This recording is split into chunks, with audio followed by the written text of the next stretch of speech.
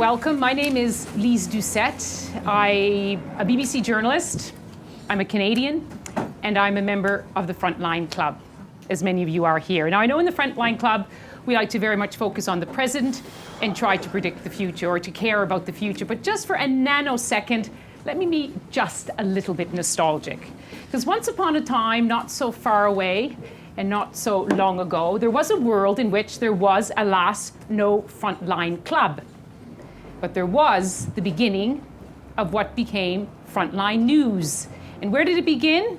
Well, a group of very courageous, committed, and talented, all good-looking ex-British officers settled at Canal Bank Road in Peshawar in northwest Pakistan. They were the first to go into Afghanistan to try to report this story during the Mujahideen war against the Soviets. That was in the northwest of Pakistan. In the east of Pakistan, there was a mad, compassionate, brilliant, committed journalist, and his name was Ahmed Rashid.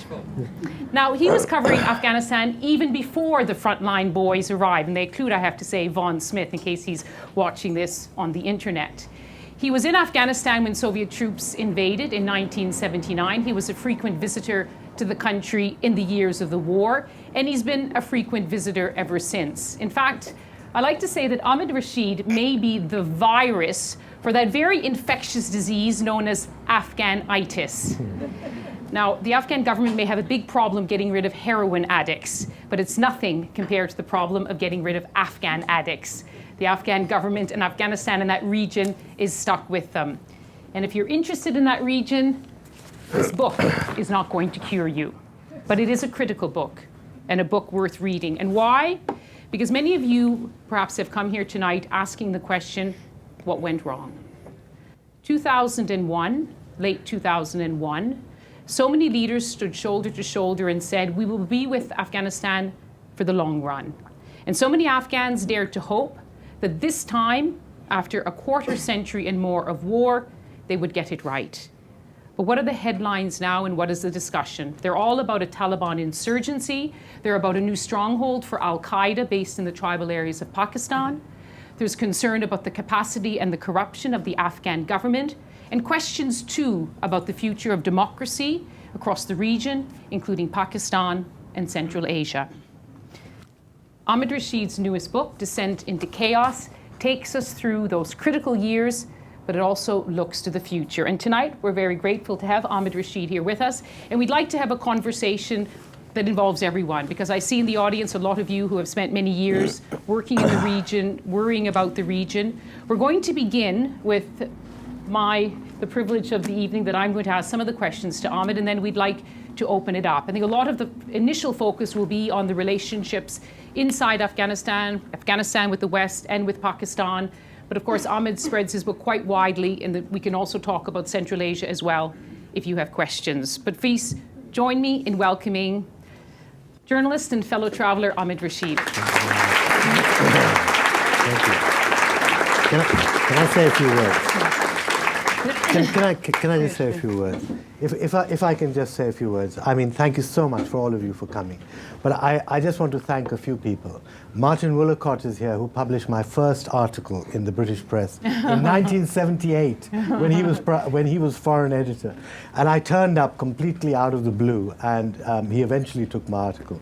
Michael Fathers, who was my editor at The Independent, the funniest editor ever on Fleet Street, and he remains the funniest. He's a bit deaf now, but he's still very funny.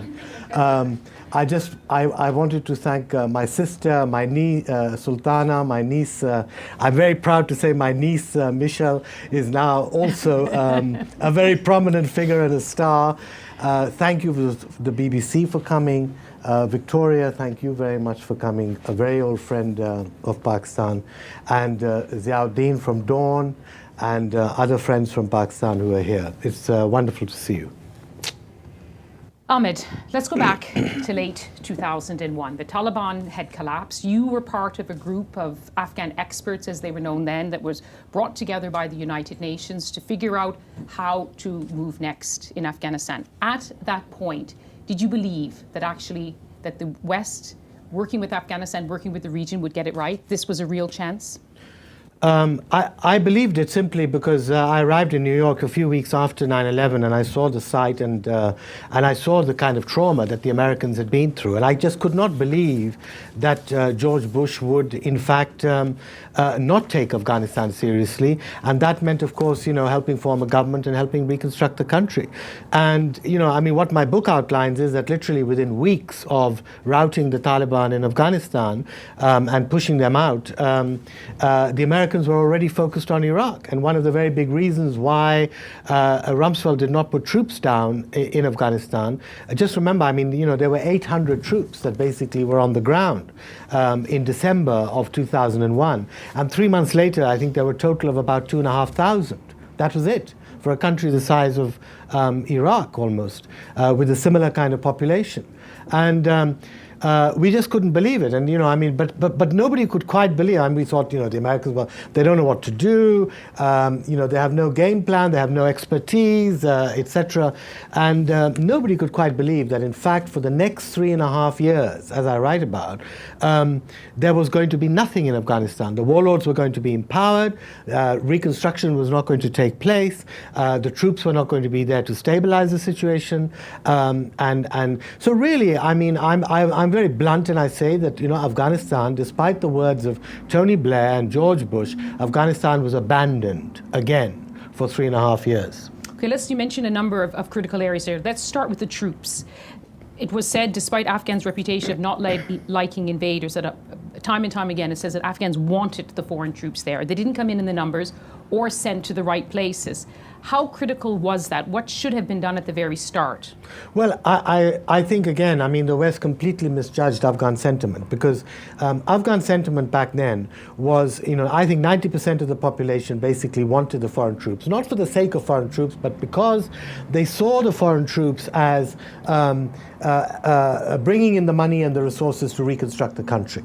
And they knew that they had to, have, and secondly, they didn't want the warlords back. And they saw the foreign troops as being security against the warlords, and of course the remnants of the Taliban. And of course exactly the opposite happens.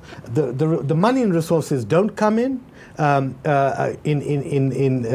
adequately, and the foreign troops don't come in to protect them from the warlords. Instead, exactly the opposite happens. The warlords are empowered.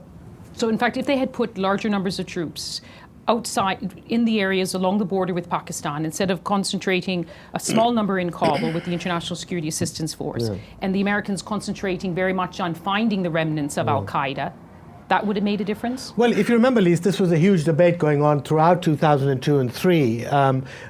First of all, the U.S. administration had rebuffed NATO. NATO wanted to take part in the attack on Afghanistan. Rumsfeld told NATO, thank you very much, but we don't need you.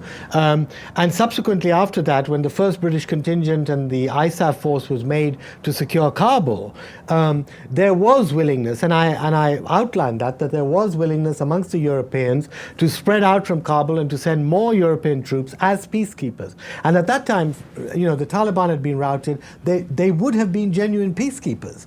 And the Americans refused to accept any non-American troops outside Kabul, because they said this will interfere with our operations against Al-Qaeda. What really was that they did not want anyone bogged down in Afghanistan or committed to Afghanistan, because they were going to do Iraq.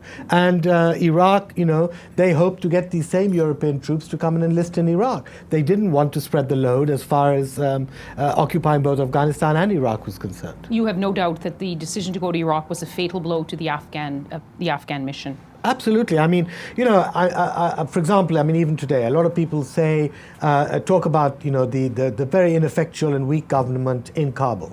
Well, that's fine. But then if you look at the history of the last 7 years, you have to give some credit to the fact that, the President Karzai or whoever you like, they were very badly let down. They were very badly let down by the international community. For 3.5 years, the reconstruction really didn't start. The whole of 2002, Karzai goes to Washington, begs Bush to build one road in Afghanistan, which was the Kabul-Kandahar highway. It took 4 meetings with Bush to convince him that this road was needed. And so reconstruction doesn't start, the stability is not there, and so the deals that the Afghan government is then forced to cut with the warlords and with very unsavory characters. Now, you couldn't really blame them because, the Americans were not taking Afghanistan seriously, unfortunately. As you describe Rumsfeld's most fatal mistake as being his policy of working with the warlords. Absolutely, because that also left the Afghan government with very little choice. If the Americans, in fact, if the foreign forces were not going to support the president of Afghanistan in administering his country through a proper governmental system, which had to be, which had to take root and be installed and all the rest of it. But instead, the Americans wanted to rule the country through the warlords. What was the president of Afghanistan supposed to do? He didn't have a military force under him. He wasn't a warlord himself, so that he had a militia. So I think, that was, I think, the biggest mistake. And that, of course, that encouraged the neighbors also. When Pakistan, when Iran, when Central Asia, when they saw all this happening, they said, well, the Americans are going to walk out of here in the next 1 or 2 years. We better get our proxies ready. In other words, we better repeat what we did in the 1990s, which was interfere in Afghanistan and get, and back one warlord against another. But President Karzai himself didn't really want to get rid of the warlords. He had contradictory views on this. He had this big tent idea of bringing everyone in, that he could convince them to adopt new policies. And even you describe Ismail Khan, the warlord in the West, as a genuine warlord. They control territory, they have a certain amount of support, and the Americans said, let's work with them. There, certainly in the beginning, he was completely powerless, and he did work with the warlords. But there came a time just before the invasion of Iraq when actually he wanted to start getting rid of them. In particular, Ismail Khan, who had been creating a lot of mayhem in Herat, and the Americans, don't back him. The Americans say, don't bother us now. Because getting rid of one warlord may create insecurity. We can't commit any troops. We don't want to get bogged down in a controversial issue in Afghanistan. We're about to do Iraq. And they actually reject any initiative by the government to get rid of Ismail Khan. But of course, it was, and there's some people who were working with the United Nations in Afghanistan, stability was the overriding objective. Don't rock the boat. Don't take on the warlords. Because right now in Afghanistan, stability is the most important thing. Well, I think the UN also realized very early on, perhaps earlier than us journalists did, that, there was a double game going on here, that, Afghanistan was not the target for rebuilding and reconstruction, that in fact Iraq was the target. And now the UN could not jump ahead of the Americans. The UN did not have the kind of resources to try and interfere and to do more than it possibly could. It had to do what was within its capacity and with what the international community was aiming to do. If the Americans were going to limit the international role in Afghanistan because of Iraq, the UN was forced to do the same. But there's no doubting the enormous amount of goodwill for Afghanistan, and billions were pledged at aid conferences.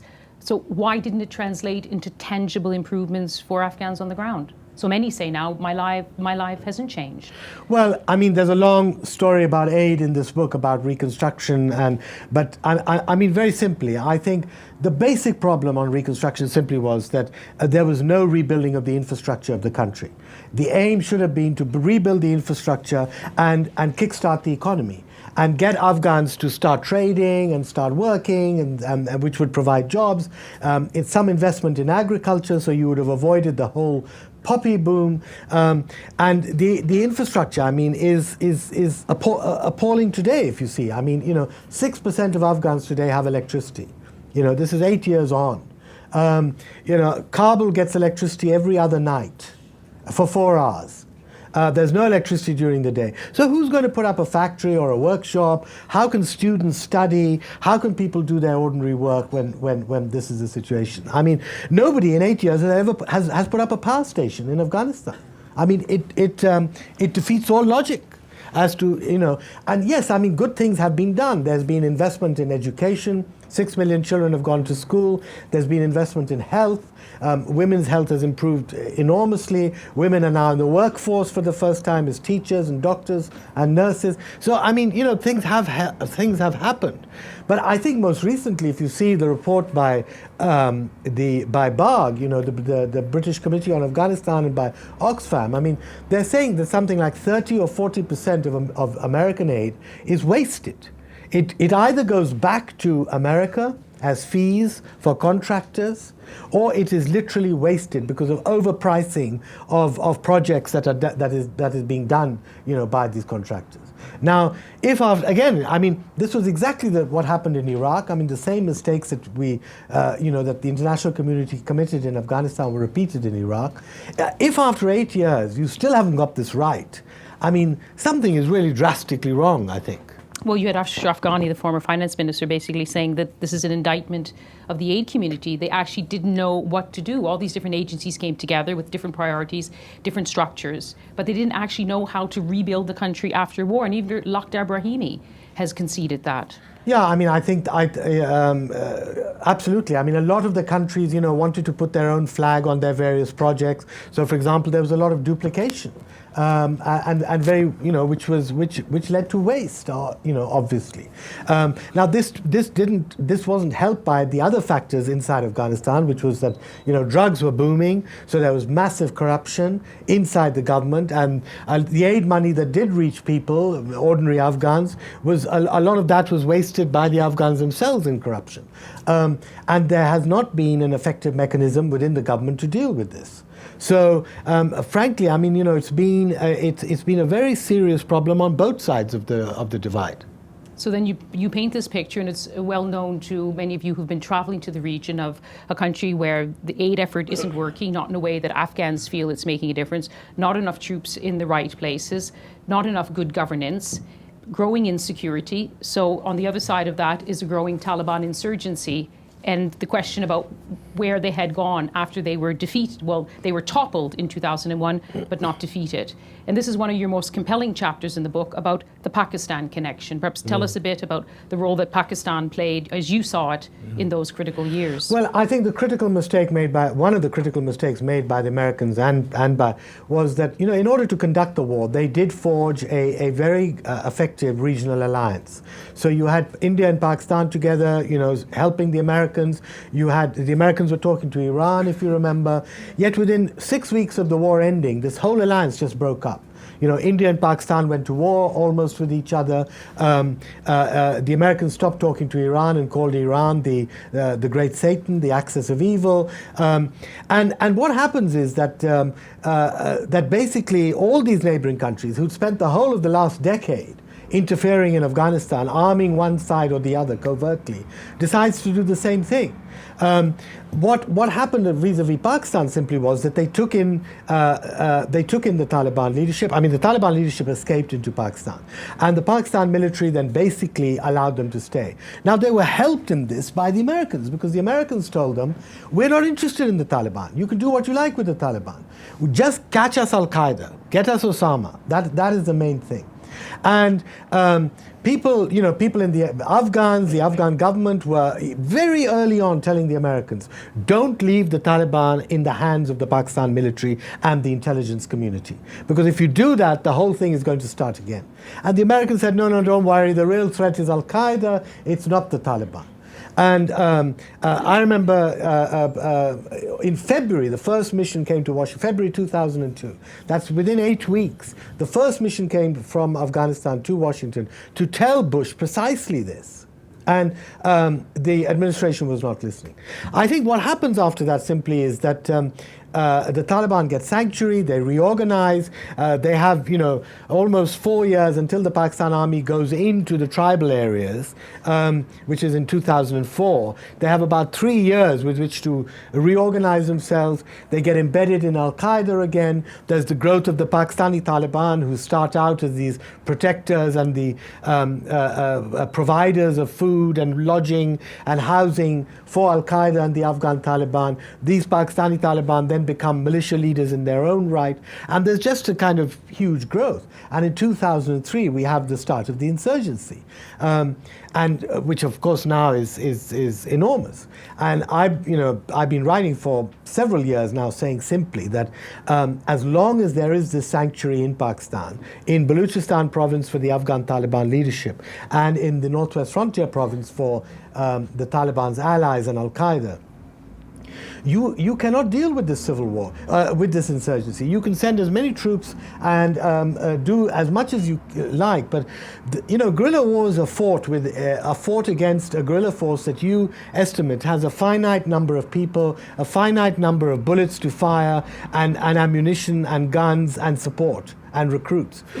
In this case, the Taliban have an infinite number of recruits because they are based not in Afghanistan, they're based next door. And they can draw upon, for example, the Pashtun population in Pakistan, which is 10 times the number of Afghan Pashtuns. And of course, they're being joined now by many, many non-Pashtuns also. So I think this has become now, in my opinion right now, the biggest crisis that the international community faces, and of course Pakistan faces, is not the issue of Al-Qaeda, not the issue of the Pakistani Taliban even, until the army decides to strategically decides to withdraw its support from the Afghan Taliban and actually arrest them or capture them or hold them or whatever it is, and cut their ties with the commanders inside Afghanistan, we are not going to see any change in the military situation inside Afghanistan. And yet in the years that you chart, in which President Musharraf was a key ally of the United States in the so-called War on Terror, you talk about how there were changes made at the leadership of the ISI. President Musharraf did make some efforts to work with the Americans. He did send tens of thousands of troops in an unprecedented move into the federally administered tribal areas. Why did that not? What kept it going? Well, I think certainly for the first 3 years, the army didn't go into the tribal areas, and throughout this period, my main point was that the Afghan Taliban leadership is based in Balochistan province, where they kept very quiet. They were told not to bring Arabs down there or bring any foreigners down there, so that the Americans would not really focus on it. And they've been able to continue the war in the south by rearming the Taliban in the south very effectively without any interference from the international community. And that has obviously been of great benefit to them. Now, in the northwest, the Americans put much more pressure on the Pakistan military and the intelligence because of Al-Qaeda. Osama was believed to be in the northwest, the whole of Al-Qaeda's leadership, and Pakistan has delivered very considerable numbers of leading Al-Qaeda people. Recently not so much, but in the early years, all the, Khalid Sheikh Mohammed and all the top Al-Qaeda leaders who had planned 9/11 or had tried to implement it were caught and were delivered to the Americans. So there was this dual strategy going on. I write, for example, the Americans are, realized this quite early on, and they're trying to discover, they spend a lot of time trying to discover, who is doing this dual strategy. Is it Musharraf? Is it the army? Is it the ISI? Is it a rogue ISI which is doing this without Musharraf's knowing?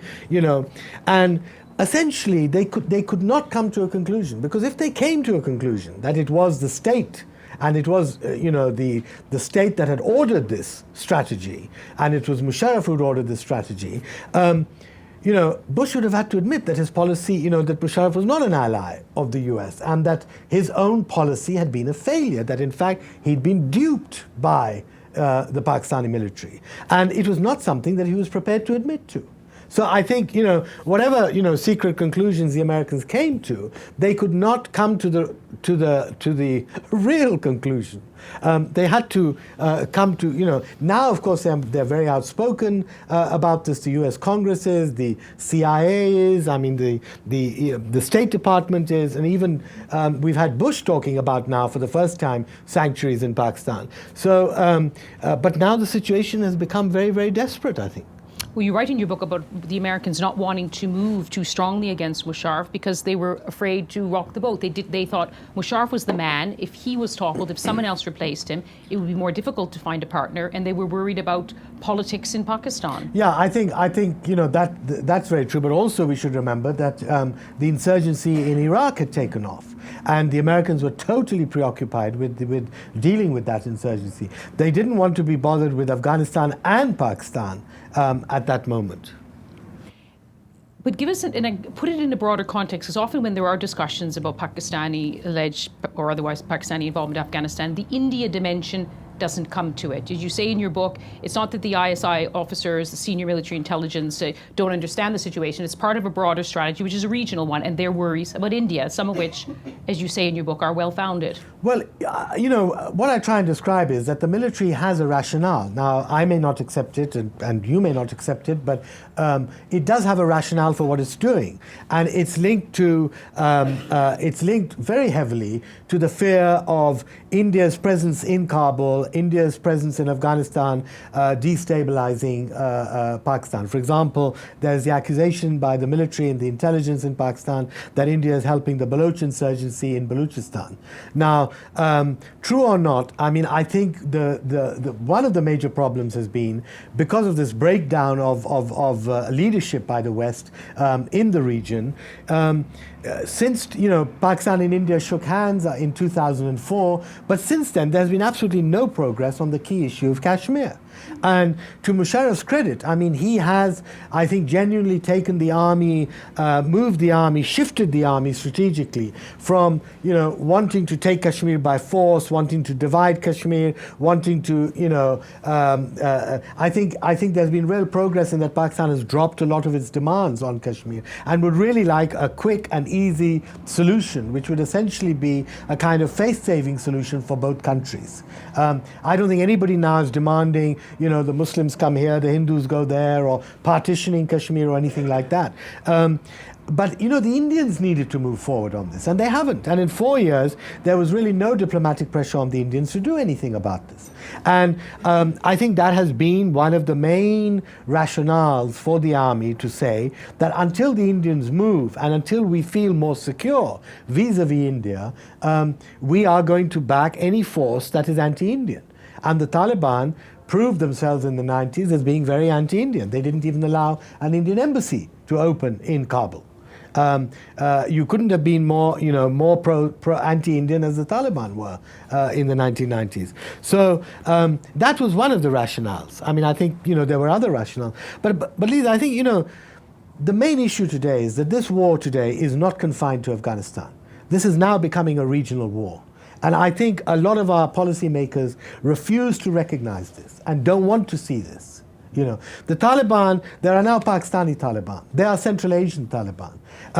There are Sunni Taliban in Iran right now, also fighting the Shia regime in Iran. Now, you may call them different names, but essentially they are the spawn of this whole conflict in Afghanistan and what is happening in Pakistan and the laxity with which the army has treated them in Pakistan. Now, this whole region, the war is not being confined to Afghanistan, it's expanding outside Afghanistan. And there's really no strategy of the US or Britain or anyone else to understand this and deal with this. This cannot be resolved by military means. It doesn't mean you have to send hundreds of thousands of troops. It needs a major political, diplomatic, economic initiative, not with one country but with all these neighboring countries.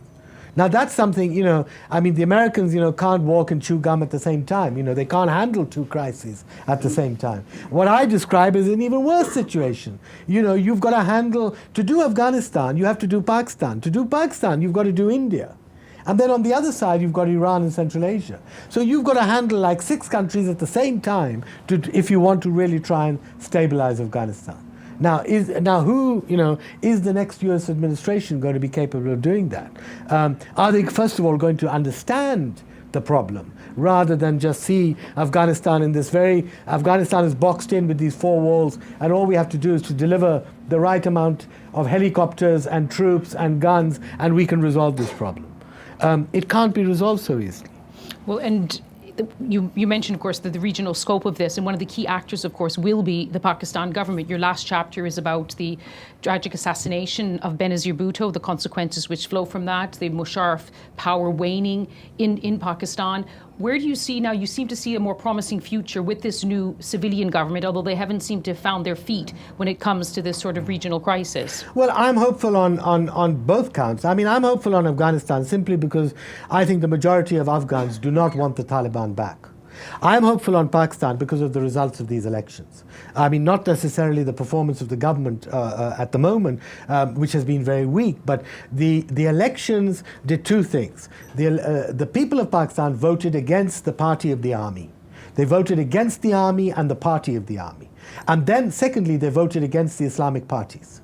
And they voted in a secular party in the center, the People's Party of Benazir Bhutto, and they voted in, even perhaps more significantly, a secular party in the Northwest Frontier Province, a Pashtun party, which believes in non-violence, if you please. I mean, if anyone can believe that. But this is a party that goes back to the whole Gandhian philosophy of non-violence. It's a party that, is pre-partition party. It hasn't been around for the last 30 years. The army doesn't like it. But, so I mean, genuinely, you have, in my opinion, on paper at least, a coalition government in Islamabad, which does include all the major parties except Musharraf's party and the fundamentalists. Now, yes, it has not got its feet on the ground. Now, I think one reason for that is that, unfortunately, Musharraf has left a rubble in his footsteps, because the last year he imposed martial law, he sacked the judiciary, he sacked everyone, the constitution was suspended, etc. And the government now has to kind of pick up this rubble and try and put this rubble together. And there are huge conflicts within the coalition government about how to put this rubble back together again, and whether, in fact, this rubble can become a building again. And not to speak of the fact that essentially the foreign policy remains very tightly controlled by the military. In a situation where the coalition government is struggling to try and get some common agreement amongst themselves on dealing with the judges' issues, with the constitution, etc., etc., the army is very reluctant to deal with the threat of the Pakistani Taliban. We saw, for example, in the handling of the Peshawar issue, this threat to Peshawar of the last. Now, Peshawar has been literally under siege for 3 months. The army didn't move in 3 months, despite appeals by the provincial government, by the media. Everybody was pointing out that these Taliban were within 5 miles of Peshawar. The army didn't move. It finally moved, and then did not send in troops, but sent in the Frontier Corps. The Frontier Corps is very directly linked to the Taliban and has great sympathies with the Taliban. And what is happening in this great push, the Frontier Corps has not caught anyone, they haven't captured anyone. All that has happened is that these militias have been pushed 10 miles outside the city. So what is their game? Well, I mean, it's a good question. I think more and more Pakistanis are asking. There's been, in the last 2 days, there's been a real uproar from even within the government. Government ministers are asking what the army is up to. So, unfortunately, you have a situation where one side of the establishment in Pakistan is not playing with a straight bat at all. There's no transparency as to what they're doing. Baitullah Masood, the leader of the Pakistani Taliban, is giving press conferences. He can invite 40 journalists up there. Nobody is aiming to kill him or to capture him or to arrest him. He's able to get journalists to come from Islamabad and drive the whole length of the federal administered tribal areas and give a press conference. Now, what are Pakistanis to presume from this? What is the government to presume from this? And yet we still have the Bush administration essentially saying, that we want to support Musharraf. We are not necessarily, unfortunately, the support for Musharraf is probably more than it's been more often expressed than support for the coalition government has been expressed.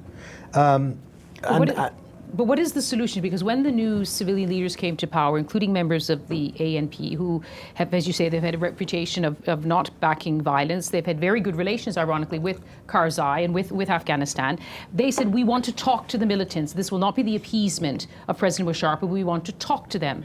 Yet still, since this deal-making has been going on, the attacks have gone up by about 40 to 50%. So what's gone wrong? What is the answer to the problems in Fatah? I think the ANP's concept of talking to the militants is completely different from the army's concept of talking to the militants. First of all, the army had conducted these deals even before the elections.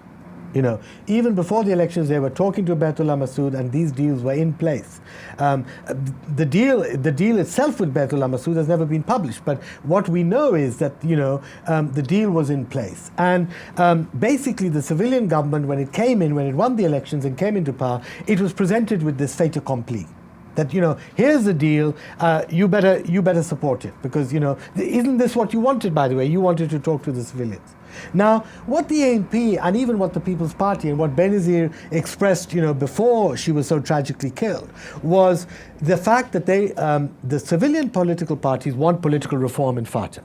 And Benazir was the most eloquent and the most, staunchest backer of this, even before she returned to Pakistan, which was that Fatah has to be brought into the constitution of Pakistan. It has to become a part of Pakistan. With the consultations of Fatah, and there has to be a political reform process begun in Fatah, so that these are archaic British laws which govern Fatah at the moment and create this kind of no man's land concept should be ended and become Fatah. Now, you can't do that right away. Now, I believe very strongly that the government should announce a plan for changing the status of Fatah as soon as possible. They should express some vision. It can't be implemented because Fatah is thoroughly Talibanized at the moment. Those Pashtun tribesmen who are opposed to the Taliban were never protected by the army. They were driven out by the Taliban or they were executed. Many of the tribal leaders were executed. There are some 200,000 people in Fatah who are now living in Karachi and Islamabad and other parts of Pakistan. They were driven out, over the last 2 or 3 years. Now, what needs to be done is you need a very long process in which the government announces a program of political reform, bringing Fatah into Pakistan, and then announces a step of intermediary measures, such as, for example, bringing these refugees back to their homes and putting them back into place, and but most importantly, protecting them against the Taliban. Now, the question is the army prepared to do that? Is the army prepared to play a role as helping bringing Fatah into the political process, helping the civilian government extend a program of aid and reform and, job creation and all the rest of it? Now, encouraging today, Britain today has just announced a doubling of aid to Pakistan, which includes a lot of money for Fatah. Now, the Americans have also done the same. The G8 are also going to do the same. My first recommendation was that the Americans wanted to give the money to the army, because the army said to the Americans, well, there's nobody in Fatah who can do anything. The NGOs can't go there. The civilian government can't function. So give us the money. We'll do the development. So, this would have been an absolute catastrophe, because the last people you want to do development in Fatah is the military. How is the civilian government going to extend political reform and all the rest of it if the reform is going to be carried out by the military? So I hope this British money is not going to go, to the military to carry out development. I hope it's going to wait, even if that money has to wait for a time, until the situation improves in Fatah and until the civilian government and the military speak from the same page and do something collectively about improving the situation in Fatah. I hope that money should wait until something like that happens. So the policies of the Pakistan military seem to be crucial, but everyone seems to have a hard time understanding what the leadership wants. General Kayani, who when he came in, the Americans applauded it. They say he's going to be a friend of the West. He's a straight-talking soldier. He's not an Islamist. And yet, from what we've seen so far, is that he's been very unwilling to cooperate with the tripartite forums they've set up to discuss the problems along the border. Where does he want to take both the military and, of course, in Pakistan by definition? I really wouldn't want to speculate on that because honestly I have no idea. He's a man of very few words and he said hardly anything. I mean, there are certain facts which we know that, number one, the army, I think, is very demoralized because of the fighting that has taken place in FATA and the losses it has taken. I think just as in Pakistani society, which is so deeply polarized, I think that polarization is not absent from the army, it's very present in the army. The polarization between, very strong anti-Americanism, anti-Westernism, this idea that this is America's war, this is not our war. These fundamentalists are all the creation of bad American policies in Afghanistan, etc. Which at one level may all be true. But so I think what we've seen so far is that the army chief does not want to engage the army, the regular army, in any conflict with the extremists inside Pakistan. Now, that doesn't bode well for the civilian government. How is the civilian government, no matter, even if it gets its act together in the next few months, how does the civilian government implement law and order? Because it needs security forces and military forces. If the army is not going to be deployed, then what instrument does the civilian government have to try and improve the law and order situation in FATA and other places? So really, I mean, it is a very, very big. Not only I think is there this division between the civilian government and the army, but also clearly there are divisions within the civilian government and there are divisions within the army. So it's a very complex problem. And as I said earlier, this is not it is becoming, Afghanistan is becoming a regional crisis that has to be tackled with that's why I wrote this book. I mean, this book, you couldn't write this book about Pakistan, you couldn't write this book about Afghanistan. You had to write the book about the whole region, and you had to write the book about the interaction of the region with the West. And I mean, it was very difficult to do, but I mean, I couldn't see, myself writing a book which was just, uni-focused on one issue. It would be much easier, of course, for me to write a comprehensive book on Afghanistan and what happened. But you couldn't write about Afghanistan without the rest of it. Before I open it up to questions, just bring it back to Afghanistan for a moment, because of course when Pakistani leaders are accused of worsening the situation in Afghanistan, they say, listen, don't look at us, look at the Afghan leadership, look at their policies, look at their failure to meet the needs of the people. Now, at the Paris conference recently, where Afghanistan got some $20 billion pledged by the international community, there was a lot of concern about the corruption, something had to be done about it. How do you see that developing? Well, again, I think on the aid side, there is no effective leadership on either side. There's no effective leadership from the West, which should be which should be monitoring and implementing much greater vigilance on the side of the Afghans. And should be also dealing with this, the issue of corruption and waste within the donor community that I talked about earlier. And at the same time, there has to be a much more proactive Afghan government, which is, dealing with this money in a much more fair basis. Unfortunately, both are failing at the moment.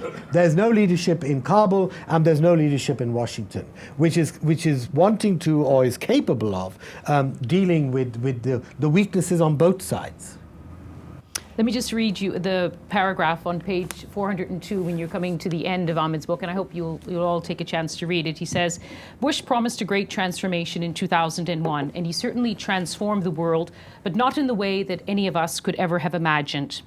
We now all have to live with the consequences, pick up the pieces, and help improve the world we are left with by tilting the Earth's axis back to where it should be. How formidable is that? Is all lost now because of all of the mistakes you've talked about and more? No, all is, it is formidable, but I don't think all is lost, because I think that the two main actors in this, the people of Afghanistan and the people of Pakistan, they want change, they want development, they want democracy, they want to be ruled justly and fairly. They are not essentially extremists. And I think that remains the main building block with which the West should approach this region. Thank you. Let's very open it much. up to questions, because I know you come from different walks of life. You'll have different aspects that you're interested in. So I want to give you all a chance to ask some of your questions, and also maybe we'll have some people online. And when you stand up, please identify yourself, if you, unless you want to remain anonymous. Isn't really allowed. Okay. Nobody speechless? Oh, okay. Right here. This gentleman. Aminullah Habibi, research fellow at the Defense Academy, but originally from Afghanistan. And I'm quite happy to hear, I think your views are quite known in Afghanistan, and we don't hear that view much in Pakistan. And Afghans expect more of this kind of views. What I wanted to ask you, lots of questions, but I can Let's start with one. ask you Let's start with one. just one, and that is that the perception in Afghanistan is that Afghanistan will never be peaceful unless Pakistan is put under pressure to stop supporting, organizing, and training the militants there. And the perception is there that Baytullah Masood, Mullah Omar, all of them are under the attention of ISI, trained by them, and sent to Afghanistan. Given the fact that Pakistan, half of the time that Pakistan became an independent country, the military ruled Pakistan. And the military at the other time still was in power in a different way. Supporting Taliban or Talibanization of the Pakistan, would that be a kind of threat for the whole existence of Pakistan and, of course, continuation of the problem in Afghanistan? Thank you. Is that what they teach you at the Defense Academy in Britain? Well, I mean, look, I don't think you can deal with this issue by just putting pressure on Pakistan. What is needed is a mixture of pressure and incentives. The army has to be, the military to give up this strategy. You have to also convince the military, I think. You have to give a package of, yes, pressure, but yes, also incentives. I mean, one of the incentives I talked about was dealing with India. And showing the Indians that they have to be part of this, and they themselves will be threatened by Talibanization, if you like. Secondly, don't forget that this is a nuclear power. You're dealing with a military which controls nuclear weapons. This is not a run-of-the-mill military. So it has to be handled with great sensitivity. But I think, the issue has to be dealt with. Secondly, I think a very important part of this is strengthening the civilian government. We have not seen in the last 4 months the international community really put its money behind the civilian government. And that, I think, has really been tragic. I mean, for whatever reasons. It really needs to do that. So I think ultimately the Talibanization that is taking place in Pakistan is confined to one province at the moment and one ethnic group. The whole country is not being Talibanized. And it's a very similar situation to what is happening in Afghanistan. The whole of Afghanistan is not being Talibanized. But what I think, the Pashtuns with the government in Kabul and the Pashtuns in Pakistan, what they're showing, the ANP, what they're showing is that there's an alternative Pashtun worldview apart from the Taliban. Some people would like to say, well, all the Pashtuns are Taliban, and all the Taliban are Pashtuns. But I think what we have now is the first chance of, both in Pakistan and Afghanistan, we've got Pashtuns, whether it's Hamid Karzai or whether it's people in the ANP, we have Pashtuns who are giving an alternative point of view to the Taliban. And I think that must be encouraged. Thank you. Hello. Wait for the microphone. My name is Rehan Dimitri. I'm from the BBC, and I have a question about Central Asia. You've mentioned Central Asian Talibans. Where are they? Do we know about them? Is it dangerous for how dangerous is it for Central Asian republics? I mean, we know about proximity, Uzbekistan, Tajikistan, all neighboring Afghanistan, but where are they? Central Well, Asian Talibans? you have several Central Asian groups who are working with the Taliban, the Islamic Movement of Uzbekistan, the Islamic Jihad Union. You have several, but particularly groups led by Uzbeks who have been working with the Taliban, who are based in FATA, who have been working with Al-Qaeda. They've been helping promote the drugs trafficking for Al-Qaeda and the Taliban through Central Asia to Russia, which was one of the main exit routes. And there's certainly what we are seeing is that the numbers of Central Asians and Chechens and people from that region has increased quite dramatically in the last 2 or 3 years. A lot of them came over after 9/11, when the Taliban were routed. Many were killed, but a lot of them came over, and they were in their hundreds, I think, at that time. I think now those who are living, the Central Asians who are working with Al-Qaeda and Taliban, are now in their thousands. And they're able, in their few thousands, not many thousands, but few thousands. And the fact is that there is no doubt that there are people coming and going now. There's no doubt that there is the Central Asian groups who are working with Al-Qaeda in FATA are being able to set down a underground network also in Central Asia. I mean, they're not just fighting for the Taliban or fighting for Al-Qaeda or fighting against the Kabul regime. They're obviously also fighting or attempting to lay down a network for their own cause back home. And the fact that in a country like Uzbekistan and Tajikistan, you really have no democratic opposition.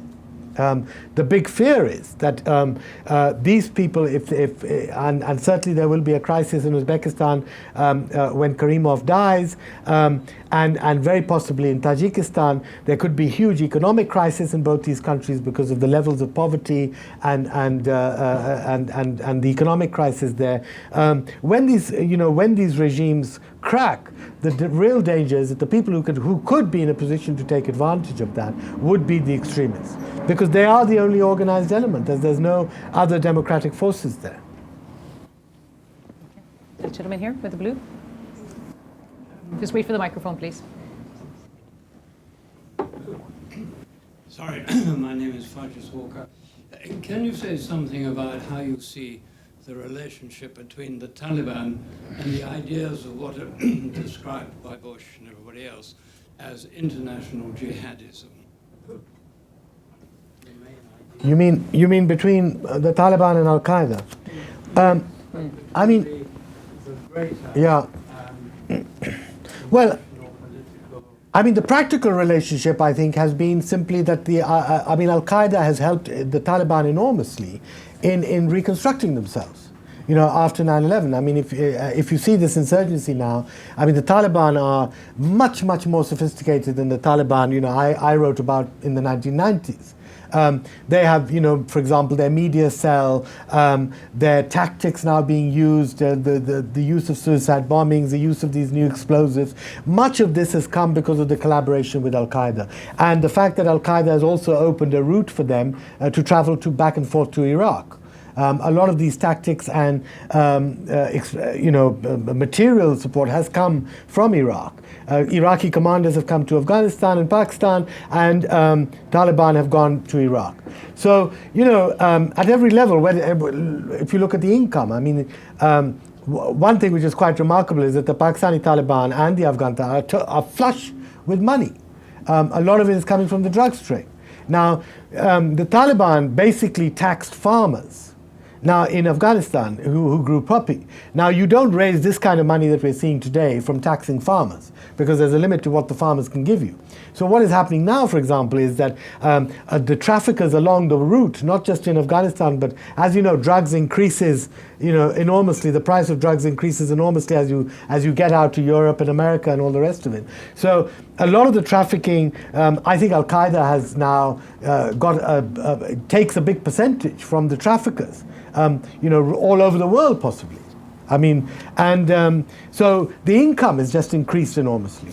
So Al-Qaeda, I mean, the relationship has increased, but the Taliban as a movement are still doing. The leadership certainly is very much linked to this whole international jihad, global jihad business. and want the foreign forces out of Afghanistan, etc., etc. But there's also a strong kind of Pashtun. They're also trying to present themselves as Pashtun Islamists, as a kind of national Afghan national liberation force, but with obviously a heavy Islamist bias.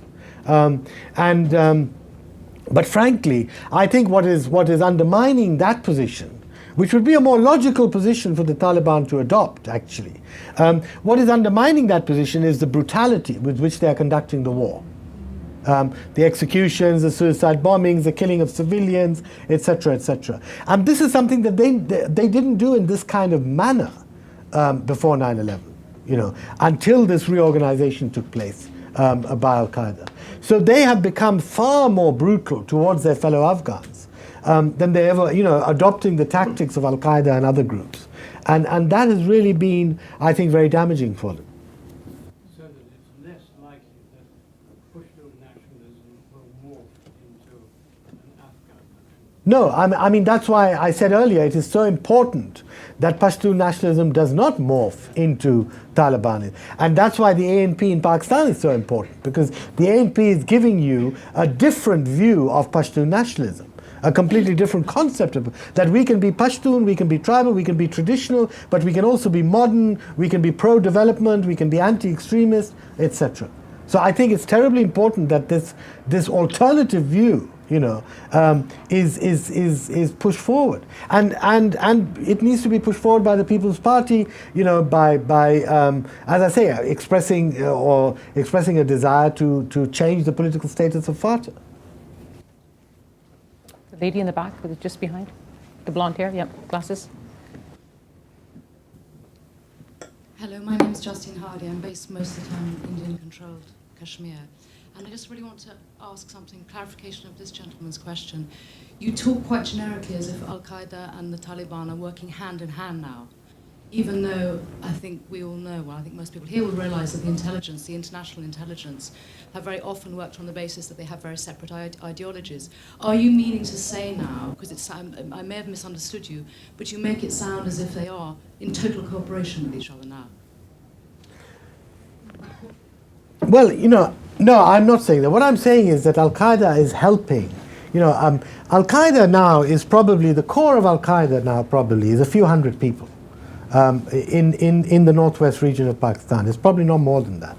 Al-Qaeda is not a hands-on organization which is directing day-to-day operations of the Taliban. They are facilitating the Taliban. They are helping the Taliban reorganize themselves in ways that I said, media, tactics, explosives, drugs, money, things like that. So they're cooperating very closely. In turn, the Taliban give them protection. The Pakistani Taliban give them protection, the Afghan Taliban give them protection. Now, for example, the Europeans who have been training recently, the German Turks, the British Muslims, others who've been up there to FATA to train. Now, how do you think it works? The Al-Qaeda provides the trainer. The Taliban provide the protection for that camp, whether it's Afghan Taliban or Pakistani Taliban. So, there is a cooperation between the two. Yes, Al-Qaeda has an ideology which is global.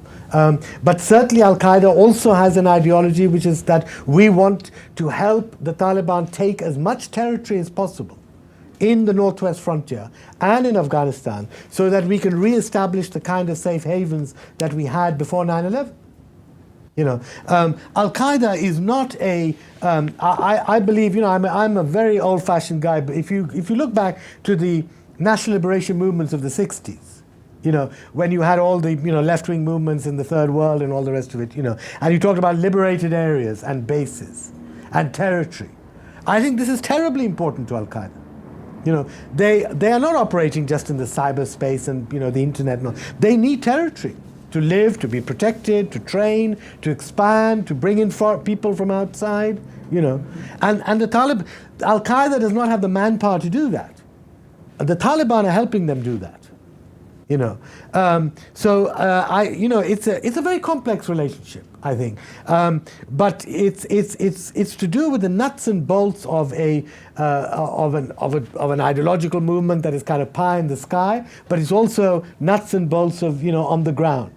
How much ground do we control? How much population do we control? Where are our routes? Where are our safe houses, etc. So I think it's a very close cooperative relationship. Maybe this is a good point for you to also maybe to tell us a bit more about the Taliban, because there's now the Pakistani Taliban, there's the Afghan Taliban, and people talk about the ideological Taliban. They talk about the marriage of convenience, those who join up simply for a job, because it comes then to the question everyone is asking now, and some are trying to act on, is that should you talk to the Taliban? And if so, who do you talk to? So maybe you could give us a little bit more nuance in terms of the Taliban as well. Well, I think at the moment, unfortunately what has happened, the growth of the Pakistani Taliban has been, the Pakistani Taliban have essentially developed under the wing of Al-Qaeda. They were protecting Al-Qaeda after 9/11.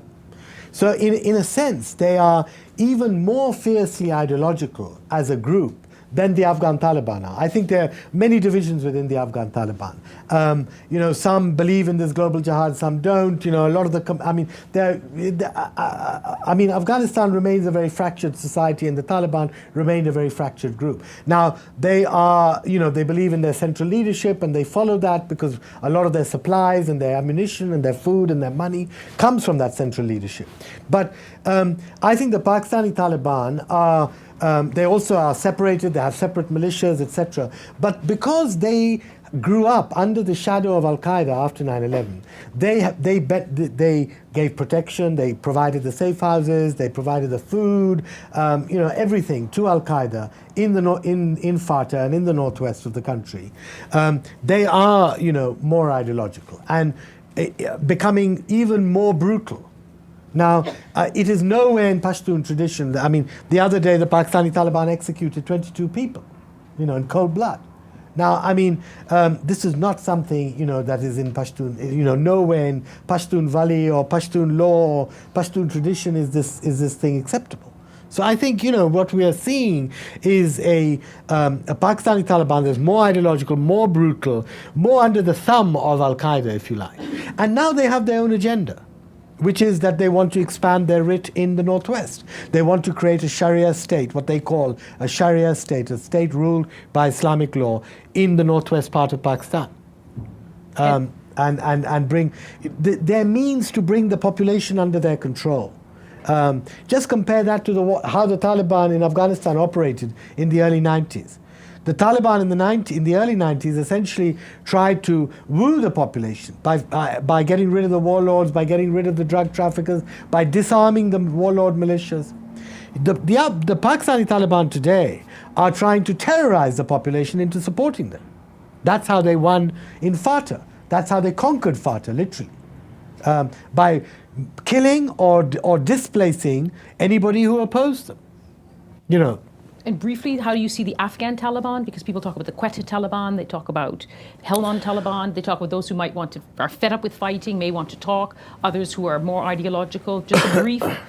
I think, all these groups exist in the Taliban. The Taliban leadership is based in Quetta, is based around Quetta now. I don't think they're in Quetta anymore, but they're based in Balochistan province. And they basically run the movement in the south.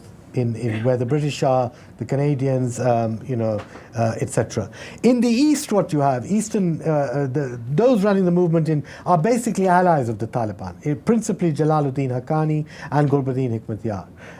These are the two main Afghan groups which are fighting in eastern Afghanistan, and they're very closely allied. Now, what is the relationship between Mullah Omar and, say, Jalaluddin Haqqani and, say, Bin Laden and, say, Baitullah Masood? I think it's a very. I don't know. If I knew, I'd be, a rich man. But I don't know. You could be a dead man too. But I could be a dead man too. But all I do know is that it's a very close cooperative relationship.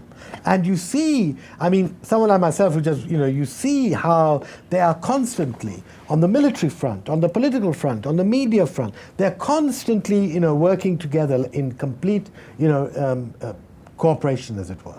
Helping each other, And you realize that the real cost of not moving against these people sooner now, it's Jalaluddin Haqqani's son, Sirajuddin Haqqani, who seems actually more brutal than the father. So the next generation is already consolidating. More questions? Just jumping in. Gosh. Saira Vahidi, ex-journalist from Pakistan. Pakistan. Just wanted to take up something Lyse asked you about the civilian government, about the newly elected civilian government. I think you glossed over too easily their approach to fighting terrorism in Pakistan, because I was there watching television. On every television program, every leader from every party in Pakistan, except perhaps the MQM, would say that their strategy in dealing with terrorism in Pakistan is to talk to people and to make deals with them. Yet you turned around and said there was a deal already with Baitullah Masood in Pakistan, with the military having a deal with Baitullah Masood. Given that the military then accused Baitullah Masood of Benazir's murder, would you say the military is complicit in Benazir's assassination? Look, I have no idea, but I think Benazir was killed by extremists. Now, whether they came from Waziristan and Fatah, or whether they came from inside the intelligence, or whether they were retired, she was certainly killed by extremists. I think the problem is that I think the civilian government has it has limited leadership. I mean, for example, just think of if Benazir had been alive. I mean, there would not. First of all, I don't think there would have been this huge difference in the coalition government. Nawaz Sharif's kind of, hankering and all his opposition would have been silenced. I think the army would have been much more, if you like, obedient, or much more willing to listen to the civilian government. I think the international community would have treated the civilian government much differently than what it is treating it now if Benazir had been there. So what I'm trying to say is that there is a leadership vacuum. There's no question. I mean, nobody can fill her shoes. The international community itself is confused as to who to talk to. Do we talk to the Prime Minister, or do we talk to Asif Zardari, or who do we talk to? I mean, who's the real power? So, but I think the main issue is that the coalition has got itself so bogged down in its inter-feuding over the judges issue, the constitutional issue, etc., that it really, it's not even addressing the economic issue. The economic crisis in Pakistan is very, very grave right now. It's not just related to the oil price rise and the food price rise internationally. It's related to the fact that there's a flight of capital, there is a complete stoppage in all investment, we're running down our foreign exchange reserves and having to buy fuel, there's an electricity crisis which has paralyzed industry and the economy as a whole. And you look at the civilian government, and frankly, they have not really addressed the issues at all. You need some kind of plank, for the really poor, so that the really poor don't suffer. So if they haven't addressed the economic issue, I think the two biggest issues which the coalition should be addressing are extremism and the economy. And really, they have not addressed either of these issues. And yes, it's sad, it's tragic, it's bad.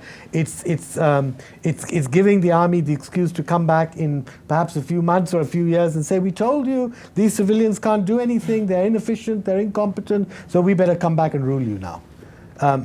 Tragically, I hope that doesn't happen. I hope that kind of tragedy doesn't happen. And I hope the army shows some patience with the civilians. But it's going to be a huge effort. But I think part of that is that the international community certainly needs to support the civilian government. Here.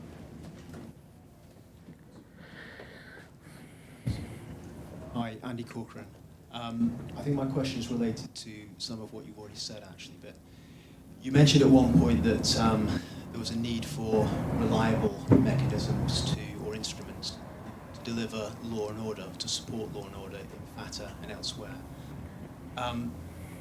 Obviously, the civilians can't get in there to deliver it. The military is probably the wrong vehicle to deliver it. I was wondering, to what extent do you think there's a role for the traditional Pashtun tribal leadership, the Maliks, the Mullahs, etc., or is it the case that their potency is too diluted by insurgent influence, too contaminated by the narcotics trade? Is there a role for them in Syria? Absolutely, there's a role for them. But as I said earlier, in Fatah, they have been driven out. They've been executed. I mean, the Taliban have killed over 200 tribal elders.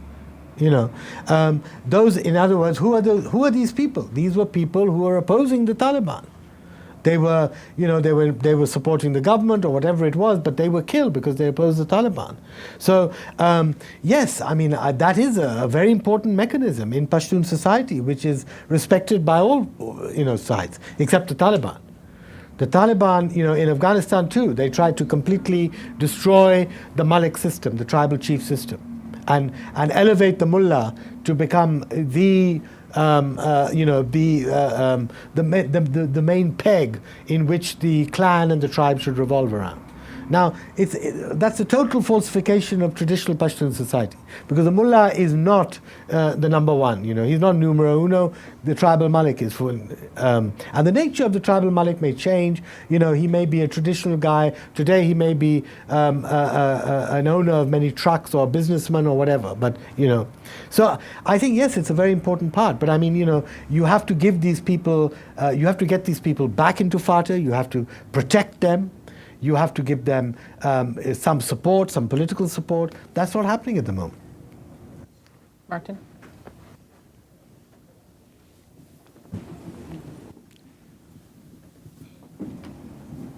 Thank you. Can I go back a bit to a question which has come up again and again, which is the mystery of the mind of the Pakistani officer corps? Normally, the reaction of a regular army to armed forces on their patch, or to people denying them access into the territory they supposedly defend and control, is to jump on them from a very great height. And whatever the attractions for the Pakistani armed forces and the idea of deep defense against India, surely we're way past at the point where that should be the governing factor in their calculations. You're now in a situation where their sovereignty, as it were, as an armed force, is being threatened. I suppose another way of putting the question is: are they intellectually inert? Do they talk about these matters? Is there any way in which the armed forces discuss their role? They've been an incredibly unsuccessful security establishment. They've lost every war they've been involved in. They're very, very expensive. They're very, it seems, from some of the things we can say, they're very, very stupid. Do they reflect? Do they think? This is my question. I should point out the Pakistani diplomats left just before that question. Ahmed. You should read Michael Father's review in the New Statesman today, which has just come out. Which is he's got some very good comments on this. Martin, I think the problem in Pakistan is simply that the army has, since our birth or since the 50s, the army has defined national security. Now, that has been tragic, because the army's concept of national security is completely different from any civilian Pakistani's concept of national security. I mean, national security in the broader context means development, jobs, whatever, modernization, protection of the people. The army in Pakistan, unfortunately, has fought more wars against its own people than even against India. Whether it was East Pakistan or recently against the Baloch and etc. So I think we have a major problem here. We have a major structural problem here. And after all, I mean, all these questions about the civilian government and the army, what is this all about? This is a historic problem we've had. The army does not respect civilian law and civilian rule, and it gives the civilians a certain time to kind of badmouth themselves or to fail. And the civilians will fail if the army is undermining them constantly. So I think what we need is a long period of civilian rule. We need the civilians to gradually encroach upon the army's control of foreign policy, especially towards India and Afghanistan. And we need the civilians to slowly persuade the army that a different concept of national security is needs to be accepted by the army and the civilians. And there should be a joint concept of national security, not this obsession with India and the obsession with undermining your neighbors, and the only way you can keep afloat is to have these extremists who do your foreign policy for you on both your borders. I mean, I think Pakistanis essentially are fed up with this. And Pakistanis have to be given a chance. The problem has been also, again, that the Americans have essentially backed this concept because it served their ends in the Cold War. We were the front line against the Soviets, then we were the front line against the Soviets in Afghanistan, and then we were embraced as the front line against Al-Qaeda. So, I mean, my other question is, when is the international community going to wake up about this?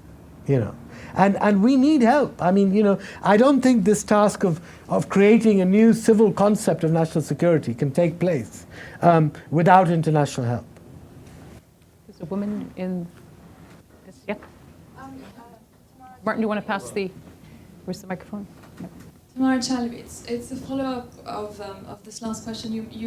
You mentioned during your talk that the army needs to be incentivized to do something about the Taliban beyond their existential relationship to India and the Indian threat. And sorry, I don't know where you're speaking from. Can you? Okay.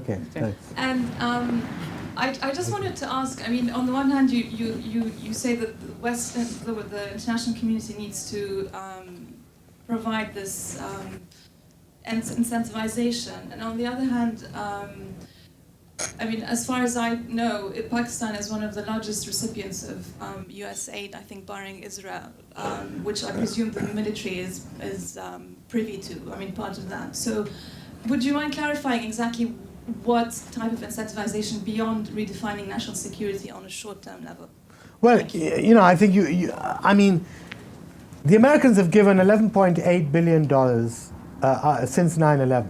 80% of that has gone directly to the military. Now, what message are the Americans sending to the people of Pakistan? Frankly, the Americans have talked about, a democracy dividend after this government came into power. In $1 billion worth of aid to the civilian government in order to help it deal with the economic crisis. It hasn't happened so far. And if you look at the military aid, where has that military aid gone? Has the military used that aid to fight extremism on the Afghan border? No. The military has instead, with that money, bought submarines, much needed in Afghanistan, obviously. Warships, F-16s, to fight who? Essentially to fight India. So the Americans have given, $8 or $9 billion to help the army rearm itself vis-a-vis India. Great. Now, I mean, what do you do? Where is the aid to fight extremism? Did the Americans put conditionalities on that aid, that this aid should not be used to buy submarines? Because Afghanistan doesn't have a sea around it, So unfortunately, I mean, the problem again is very heavily, the international community has to be faulted for this kind of, yes, I mean, the army is wasting this money or spending this money wrongly. So the forces on the Afghan border who should be fighting extremists, I mean, some of them don't have shoes. The Frontier Corps is so poorly equipped. And essentially what is happening now is that the army has gone to the Americans and said, now you should arm the Frontier Corps. Well, the army, the Americans should reply, well, what happened to all the money we gave you for the last 8 years? Shouldn't you have armed the Frontier Corps to face down this threat on the Afghan border and deal with Taliban? Now, you've armed your regular army against India. Now you want us to arm the Frontier Corps, finally. So I think, there's been one blunder after another. Now we're coming to the end, and on the list of people who want to speak, I have the gentleman here. I've got 2 questions here. This is always the way. As soon as you close the list, everyone wants to have. So we're going to let's take these 2. We'll have people making their, and then Ahmed will take the last. Yeah. Yes, They're sitting together, but they have different questions. Let them ask them Gabrielle Rifkin. together. So yeah, sometimes. From Oxford Research Group.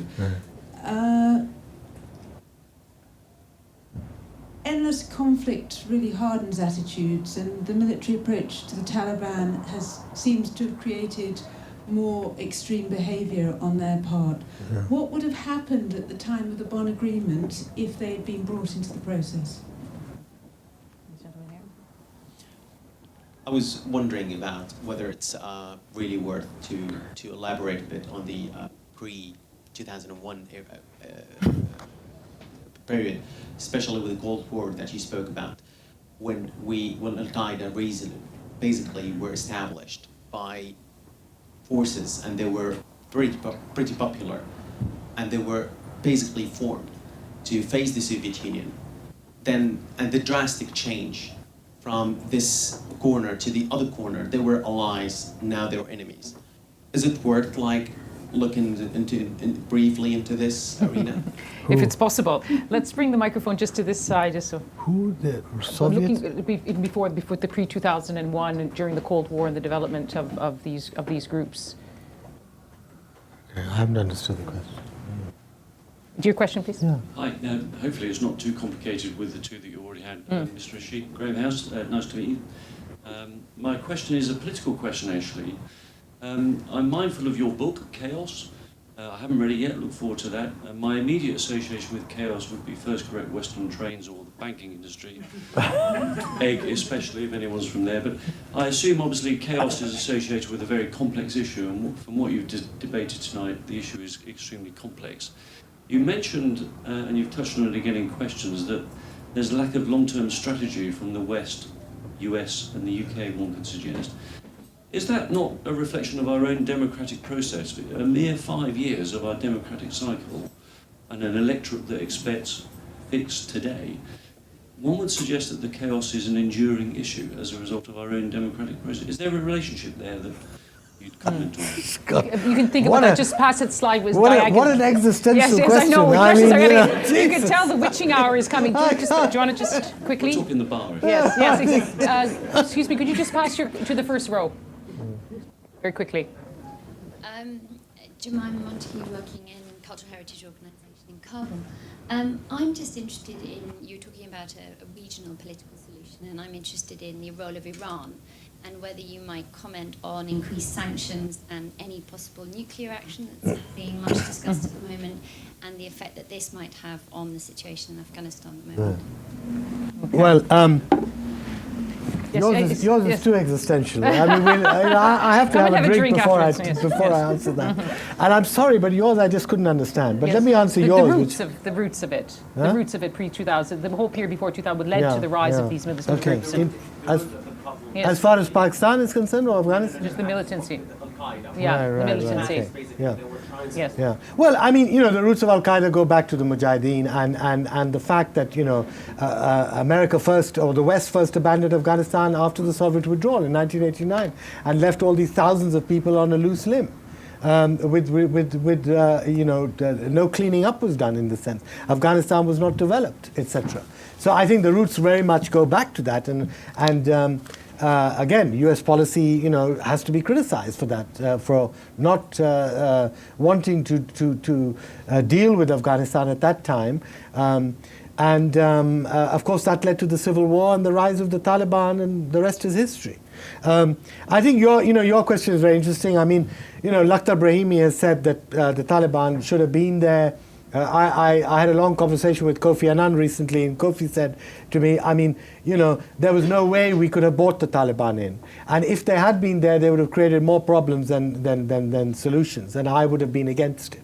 So, I mean, it's very interesting. You have, completely opposite views, Kofi Annan and Brahimi, having different views. My own view is that, frankly, the Taliban, you would not have been able to get hold of the Taliban. You would not have, and the Taliban would not have come. What you should have had at Bonn was much better Pashtun representation, which was missing. Now, much better Pashtun representation, what does that mean? It means basically you could have got some real hardline Pashtuns who were very close to the Taliban coming in.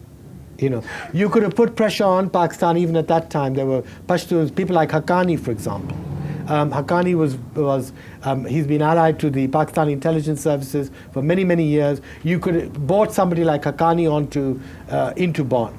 Now, so I mean, I think that could have happened. I don't think Mullah Omar would have turned up at Bonn, for example. I mean, no.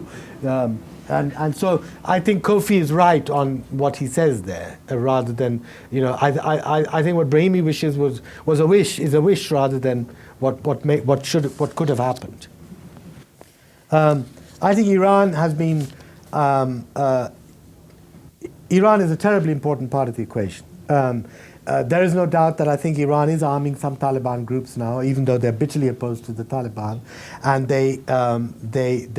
there's extreme problems with Pakistan because they accuse the Pakistanis of sanctuary and all for the Taliban. But Iran is essentially acting in what it sees as its self-defense. It fears an American attack, and since last year. And consequently, it has armed anybody who's willing to kill Americans. It has armed everyone from Lebanon all the way to Pakistan. And if, God forbid, we see an attack on Iran, I think you will see uprisings, killings, terrorism, all the way across the Middle East, all the way to Pakistan. Which will be Iranian, inspired and motivated, and not necessarily carried out by Iran. Because essentially, Iran will not retaliate against America or Israel directly. They will retaliate indirectly, through this kind of guerrilla action. And secondly, I think the most fragile country, I think the country that could really fall apart if the Americans attack Iran is Afghanistan. Afghanistan is, it may have a very small Shia population, etc., but I think the anger in Afghanistan, which is first, of course, at the failure of the Americans in Afghanistan itself, and then the idea that the Americans are now bombing, Iran or whatever it is. The fact that, Karzai, for whatever his faults, has tried very hard to keep this balance between the Americans and not endanger his own regime at the hands of the Iranians. That all that balance would just disappear. And for example, if it was found that the Americans used Afghan airspace to bomb Iran, that would be absolutely catastrophic for the Afghan government. So again, it's not a question just of bombing Iran and taking out a few missiles or taking out a few of its nuclear things. It's the consequences in the region, which would obviously, everything I've talked about would be made about 50 times worse if that happened.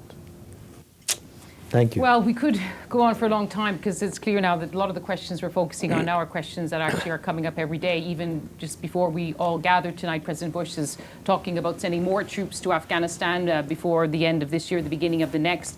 Admiral Michael Mullen, who's the chairman of the Joint Chiefs of Staff, is warning Pakistan if they have credible intelligence, they'll go in to Pakistan or the tribal agencies to go after them. And so we're very grateful to you, Ahmed, for coming in and sharing some of your reflections and some of your scholarship, of your research over the past several years, in fact, for many decades. Now, I don't work for Penguin Books, so I can't urge you to buy Ahmed's book, although I see that Ahmed is wearing his orange penguin tie tonight.